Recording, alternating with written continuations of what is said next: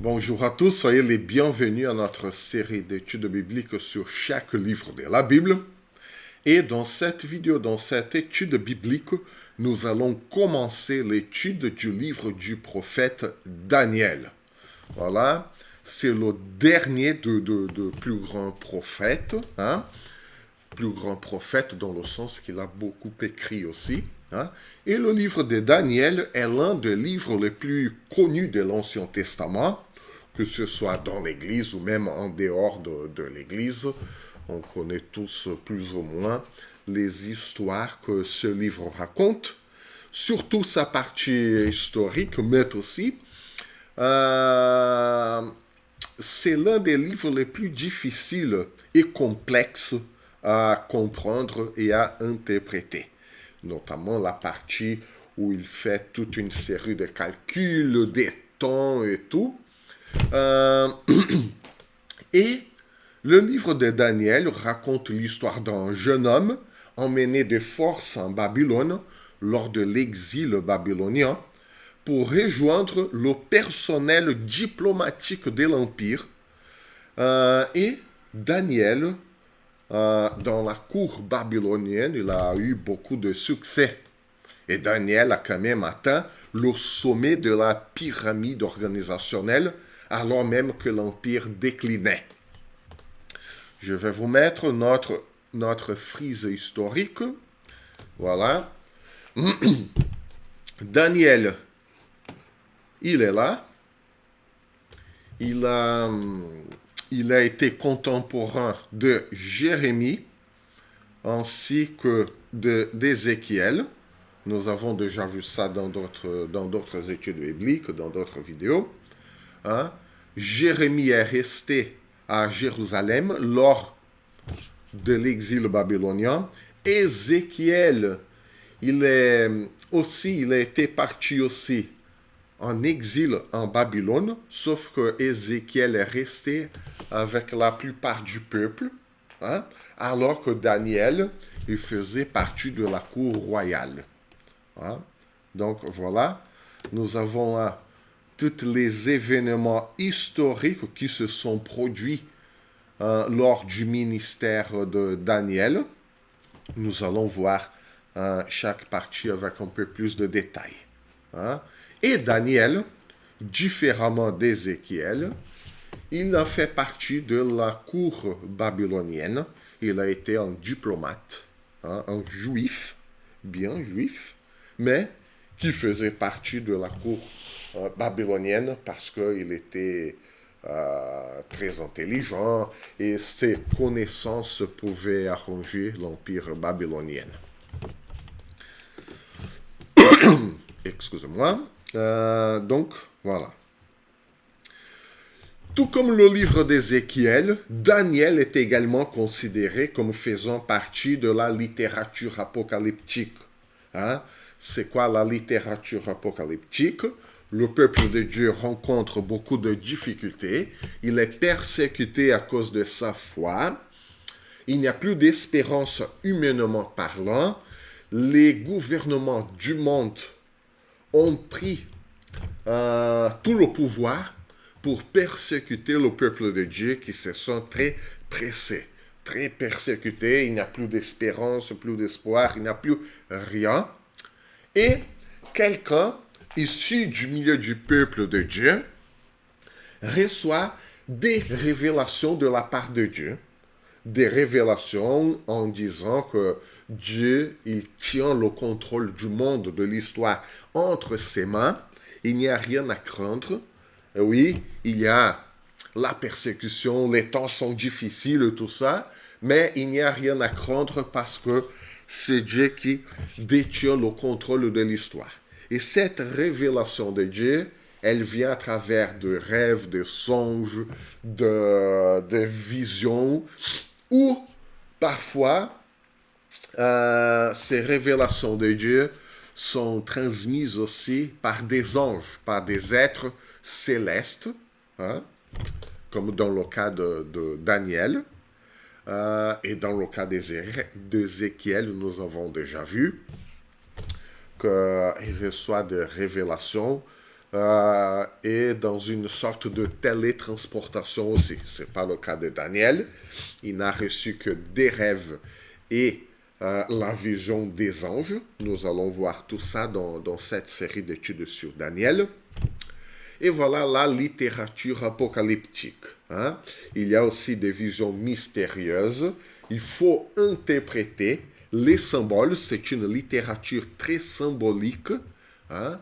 Elle se sert des symboles pour révéler certaines choses qui se passent sur la terre. C'est-à-dire qu'il faut interpréter tous ces signes pour transmettre le message divin que les royaumes de ce monde sont sous la domination de Yahweh, de Dieu. Hein? L'homme, les gouvernements du monde essaient de s'emparer des autres peuples pour leur imposer sa propre volonté, son mode de vie et tout. Mais c'est Dieu qui gouverne, c'est Dieu qui a toute la puissance en fait. Voilà un peu la littérature apocalyptique, grosso modo, les grandes lignes. Cependant, Daniel ne peut pas être classé comme un prophète classique, comme Jérémie, et pourtant Jérémie, hein, comme nous montre notre frise historique, Jérémie, il a vécu en même temps que le prophète Daniel, sauf qu'il est resté à Jérusalem. Mais Jérémie ne se sert pas de la littérature apocalyptique. Jérémie ne se sert pas de visions mystérieuses. Jérémie ne se sert pas des symboles qu'il faut interpréter. Alors que Daniel, il transmet son message par le biais de la littérature apocalyptique, de tous ces symboles. Hein? Et c'est pour ça que Daniel ne peut pas être classé comme un prophète classique, comme Jérémie, comme Ésaïe, comme Michée, comme Amos, parce que Daniel ne condamne pas le comportement pécheur. Voilà une grande différence par rapport à Ésaïe, par rapport à Michée, par rapport à Amos. Hein? Daniel ne va pas condamner le comportement pécheur, ni ne recommande de respecter la loi de l'alliance. Hein? Nous savons que les prophètes classiques, hein, nous avons déjà vu ça dans d'autres études bibliques, hein, sur la littérature prophétique en général. Hein? Le prophète, hein, quel est le rôle du prophète? Il doit bien connaître la loi de Dieu, déjà ça. Il doit bien connaître la circonstance ou les circonstances politiques de son époque. Hein? Il doit bien connaître les enjeux du peuple qui s'éloigne de la loi de Dieu et qui vont se conformer ou prendre la forme de la politique humaine de l'époque. Et le rôle du prophète est de donner une réponse au peuple selon la politique de l'époque et toujours fondée, basée sur la loi de Dieu. Sauf que Daniel, il va sortir un peu de ce schéma parce qu'il ne condamne pas le comportement pécheur du peuple, alors que Ézéchiel, qui a vécu toute sa vie sous la même période du prophète Daniel, et en plus, différemment de Jérémie qui vivait à Jérusalem, Ézéchiel a vécu tout comme Daniel en Babylone. Alors qu'Ézéchiel, il peut être classé plus ou moins comme un prophète classique, comme Jérémie, comme Michée, comme Ésaïe, parce qu'il condamne le comportement pécheur, mais Daniel ne le fait pas. Ézéchiel, tout comme Jérémie, tout comme Ésaïe, Michée, Amos, etc., il va proposer un retour à la loi, à l'alliance, alors que Daniel ne le fait pas. Du coup, Daniel, n'est pas un prophète classique comme les autres. Il est vraiment dans la littérature apocalyptique 100%, dans le sens de le peuple de Dieu est persécuté, le peuple de Dieu vit un très mauvais moment, le peuple de Dieu attend la délivrance du Seigneur. Et voilà, Daniel, il va livrer ce message que Dieu gouverne le monde, que Dieu a le monde entre ses mains, malgré la circonstance difficile par lesquelles le peuple de Dieu passe. Donc voilà les différences de Daniel, Ézéchiel et Jérémie, par exemple. Ils ont vécu tous les trois dans la même période historique, quoique nous avons toutes ces différences théologiques et littéraires entre les trois aussi. Hein? Donc, encore une autre chose à propos du livre de Daniel. Hein? Les théologiens, les érudits bibliques, ils ne sont pas tous d'accord non plus, hein, avec la période de composition de ce livre. Hein. Et les érudits hébreux, ils vont comprendre le livre de Daniel, hein, de cette façon. Un prophète à part des autres prophètes, hein, un prophète différent, hein, si bien que Daniel, il a été mis dans la dernière partie de la Bible hébraïque qu'on appelle les écrits. Hein. Le prophète Daniel, il va différer tellement selon les érudits hébreux. Hein, ça n'a rien à voir avec la chrétienté, qui après n'a fait qu'accepter cette façon d'organiser le livre. Hein. Mais les érudits hébreux, ils ont remarqué toutes ces différences et Daniel a été mis dans la troisième partie de la Bible hébraïque qu'on appelle les écrits. Il a été placé avec les livres d'Esdras, Néhémie, les livres des chroniques, les livres poétiques, hein, le livre d'Esther aussi, par exemple, hein, dans la section qu'on appelle les écrits. Ok, il n'a pas été mis avec les autres prophètes, justement à cause de toutes ces différences, hein, littéraires et aussi théologiques. Hein. Bon,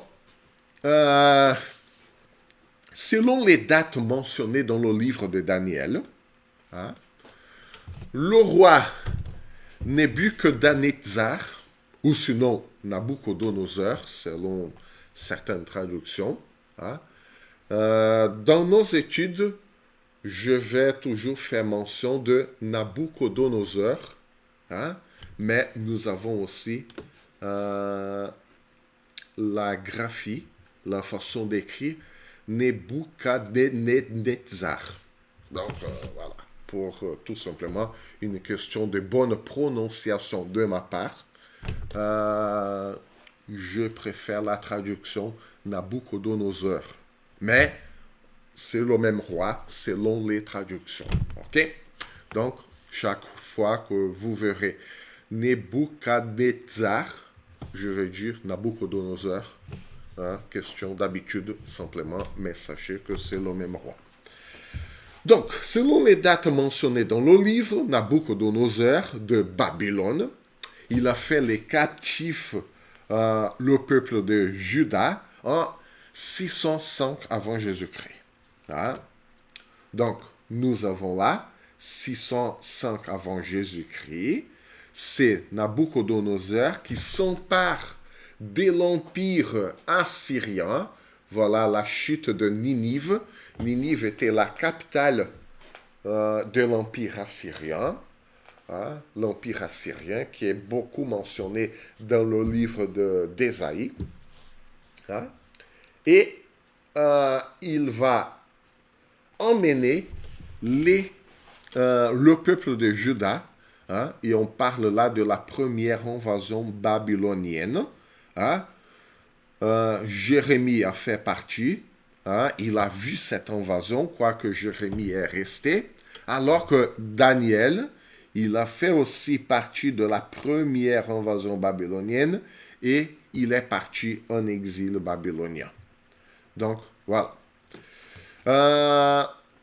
Le livre parle aussi d'un rêve interprété par Daniel, hein, qui s'est produit en 603 avant Jésus-Christ. Hein. Donc, juste après la captivité, Daniel interprète le rêve du roi Nabuchodonosor. Hein? Et voilà que c'est la porte d'entrée pour Daniel et sa consolidation à la cour babylonienne. Donc, et Daniel continue de faire partie de la cour royale, de l'élite dirigeante de Babylone, jusqu'à la première année du règne de Cyrus, hein, en 538 avant Jésus-Christ. Donc voilà que Daniel, il a fait partie, il a vu. Hein? Donc là, nous voyons l'étendue du ministère de Daniel. Parce que Daniel a vu la transition de l'empire assyrien à l'empire babylonien. Il a été emmené captif en Babylone. Il a fait partie de la cour royale et tout. Donc, c'est-à-dire qu'il était plus ou moins en sécurité jusqu'au règne de Cyrus. Hein? Cyrus le Grand. Hein? Donc, si nous suivons là la frise historique, hein? 538 avant Jésus-Christ, hein? La transition de Cyrus le Grand à Cambyse II, hein? Et là, on commence à parler de l'empire des Mèdes et de Perse. Hein? Donc, c'est-à-dire que Daniel a vu la chute de l'empire babylonien. Il est resté dans la cour babylonienne et il a pu quand même faire partie de la cour perse. Hein? Il a vu la transition des trois royaumes, et des trois royaumes très puissants à l'époque. L'empire assyrien, l'empire babylonien et l'empire perse. Il raconte l'histoire, hein, de la chute de ces trois empires. C'est pas par hasard que Daniel va dire dans son texte, nous allons voir ça avec un peu plus de détails, que c'est Dieu qui fait grandir les royaumes. C'est Dieu qui renverse les gouvernements. Hein? Donc, l'histoire du monde est entre les mains de Dieu. Pourquoi? Parce qu'il a accompagné, hein, la montée et la chute des trois grands empires de l'humanité. Donc, voilà. Et il a pu voir qu'il n'y a que Dieu qui reste stable, qui gouverne le monde, l'histoire. Aucun gouvernement humain ne subsiste en l'histoire. Aucun. Tous connaissent une période de montée et la chute, alors que Dieu règne éternellement. C'est Dieu qui pose, c'est Dieu qui cause la chute des empires. Donc,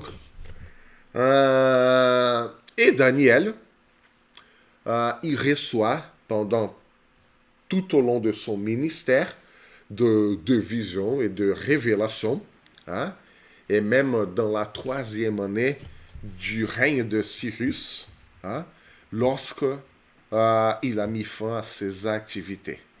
Hein. Donc, Daniel a eu quand même un ministère prophétique très long, hein, pendant ces trois empires, notamment Babylone et l'empire perse, mais bon, quand même, il a pu accompagner la chute de l'empire assyrien. Donc, et bien que Daniel raconte des événements relatifs au 6e siècle avant Jésus-Christ, hein, de nombreux érudits et théologiens affirme aussi que le livre, voilà une autre hypothèse sur la composition du livre de Daniel. Certains érudits et théologiens affirment que le livre a été composé au IIe siècle avant Jésus-Christ, entre les années 168 et 164. Et là, on parle de cette période-là.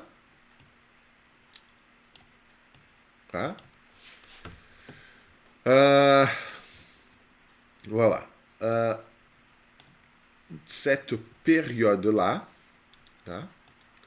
donc on parle de l'Empire séleucide,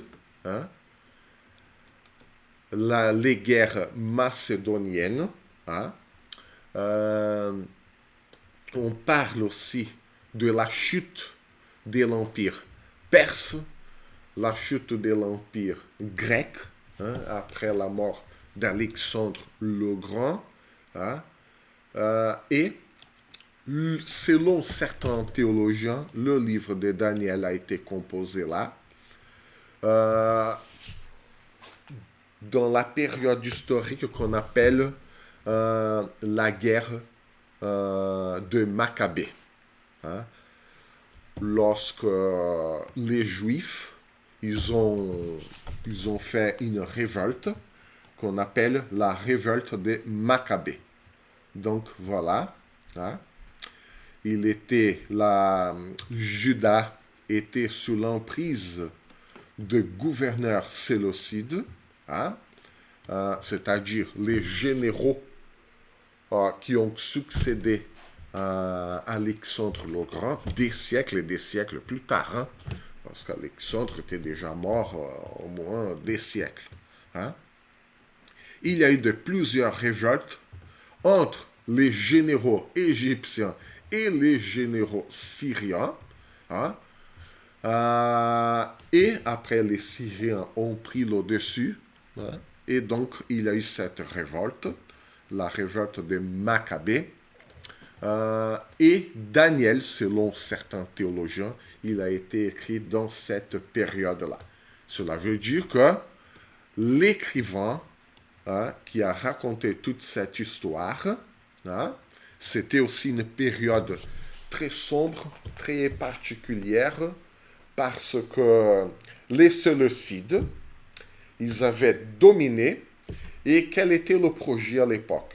Le projet était d'implanter la culture grecque à Jérusalem et dans toute la Judée, en fait.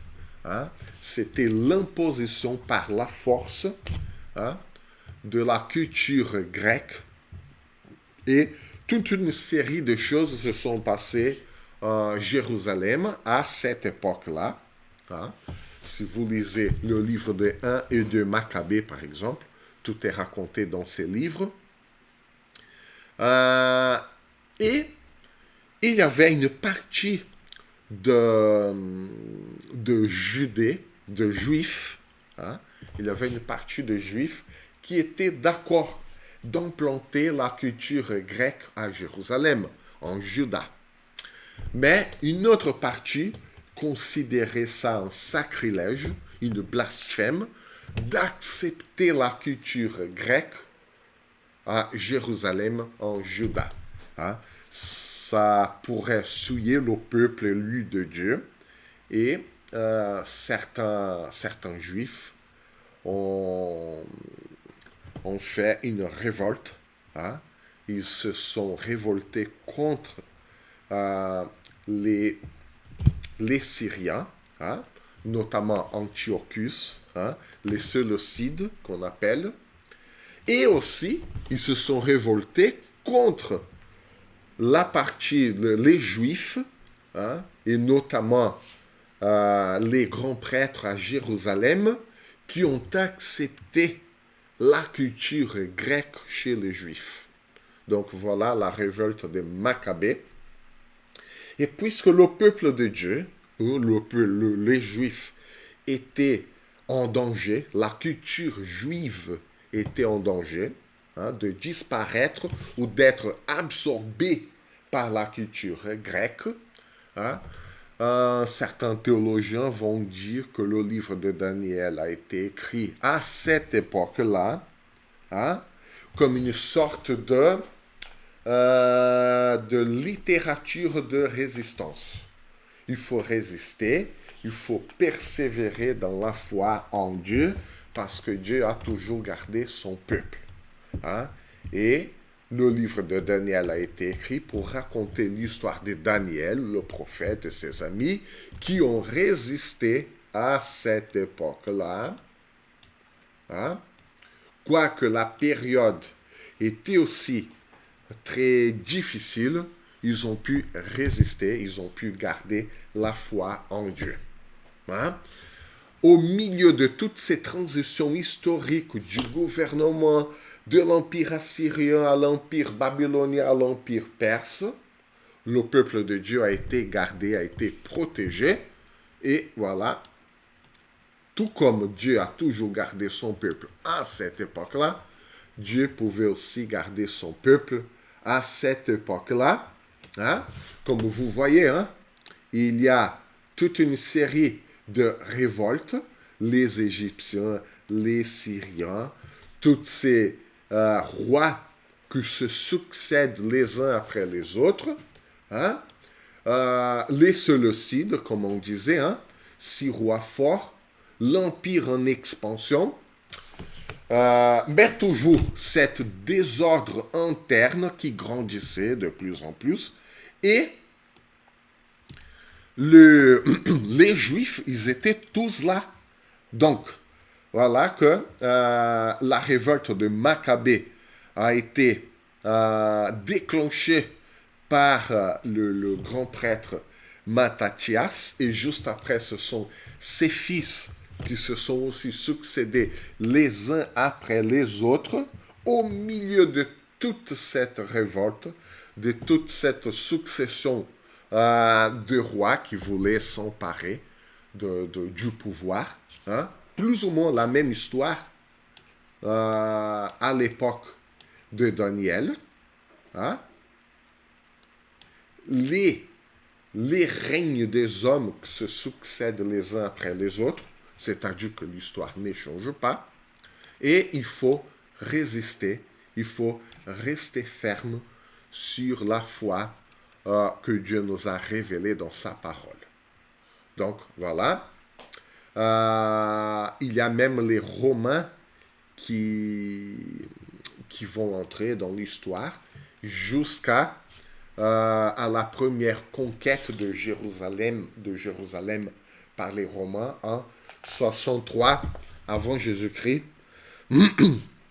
lorsque le général Pompée s'empare de la ville. Et là, il n'y a plus de Syriens, il n'y a plus de Séleucides, il n'y a plus de Égyptiens. C'est là que Rome s'empare de cette partie-là. Hein?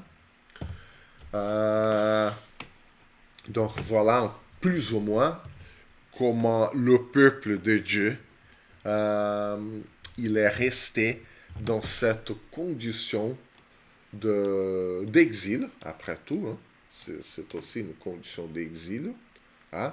Même s'ils sont de retour à Jérusalem, ils n'ont connu une très courte période de libération et de liberté sans aucun empire qui était là pour les contrôler.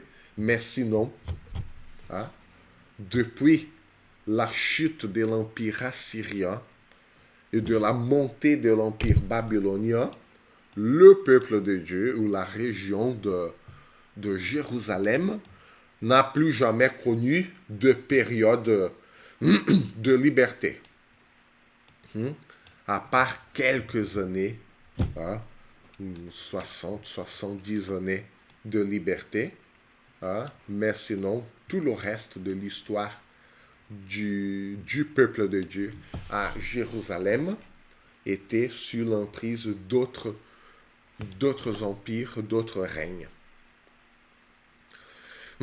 Et voilà pourquoi certains théologiens vont dire que le livre de Daniel a été écrit plus tard, quoi qu'il raconte une histoire plus ancienne. Hein? Et ceux qui soutiennent la date ancienne vont la fonder sur le fait que Daniel est une littérature apocalyptique qui n'est apparue qu'à cette époque-là, l'époque où le peuple de Dieu a connu aussi une période très difficile, hein, encore plus difficile que celle de l'exil babylonien, vu qu'il y avait beaucoup de personnes qui se disputaient le pouvoir. Et les Juifs et le peuple de Dieu étaient là au milieu de tout cela. Hein? Et la littérature apocalyptique, elle a été écrite, elle commence justement dans cette période turbulente pour dire que Dieu est toujours à l'œuvre, Dieu gouverne l'histoire, même si les temps sont difficiles. Donc voilà l'une des raisons, selon certains théologiens, de l'apparition de la littérature apocalyptique.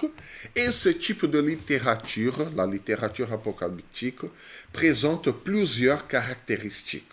Hein? C'est-à-dire, l'une de ces caractéristiques, c'est une littérature de pseudonyme.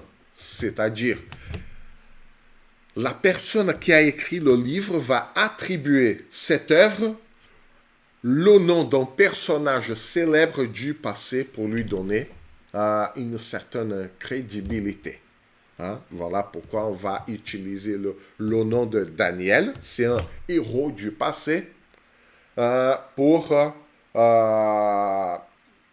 qu'il donne son nom à cette littérature tardive. Nous avons aussi le livre d'Enoch. Le livre d'Enoch est apparu dans cette même époque, hein, à l'époque de Séleucide, hein, et elle a été attribuée, hein, cette littérature. Hein, nous ne parlons pas d'un livre d'Enoch, mais des livres d'Enoch. Et Enoch, c'était un personnage de la Genèse. Hein. Enoch, il a marché tellement, très très près de Dieu, tellement près de Dieu, que Dieu l'a pris pour lui. Il a été enlevé. Il n'est pas mort, il n'a pas connu la mort. Et voilà que des siècles et des siècles et des siècles plus tard, des milléniums plus tard, on compose le livre qui a reçu le nom d'Enoch. Hein? Évidemment, ce n'est pas Enoch raconté au livre de la Genèse qui a écrit ce livre, hein, mais il a été écrit dans cette période de Séleucide pour décrire hein, cette période difficile, mais Dieu est toujours à l'œuvre. Et Enoch reçoit plusieurs révélations, plusieurs interactions avec des êtres célestes, des anges, des archanges, tout le reste, hein, pour révéler un peu la fin des temps et l'intervention directe de Dieu. Voilà encore une autre caractéristique de la littérature apocalyptique, l'intervention directe de Dieu. Le monde s'est tellement éloigné de la loi de Dieu qu'il n'y a que l'intervention directe de Dieu qui puisse vraiment apaiser les choses, et Dieu vient instaurer son royaume définitivement. Nous voyons ça aussi dans le livre de Daniel. Hein? Donc, voilà,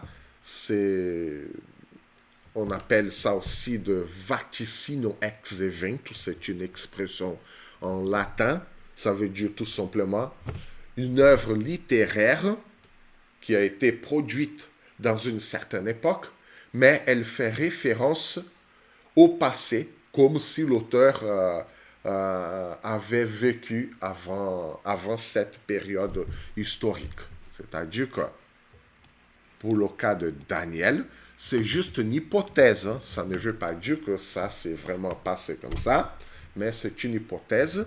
Je vais aussi présenter les hypothèses pourquoi Daniel, il a pu écrire son livre à l'époque où Daniel a vécu. Donc, l'écrivain, l'auteur du livre de Daniel, il a vécu dans cette période-là, mais il fait référence aux épisodes du passé comme s'il avait vécu ici. Donc, tout comme le livre d'Enoch, le livre de Jubilé et le livre de Daniel. OK? Donc, les caractéristiques mentionnées constituent aussi la littérature apocalyptique extra-biblique, comme on vient de mentionner, le livre de Jubilé, le livre d'Enoch. Nous avons aussi le rouleau de la guerre, hein, entre autres.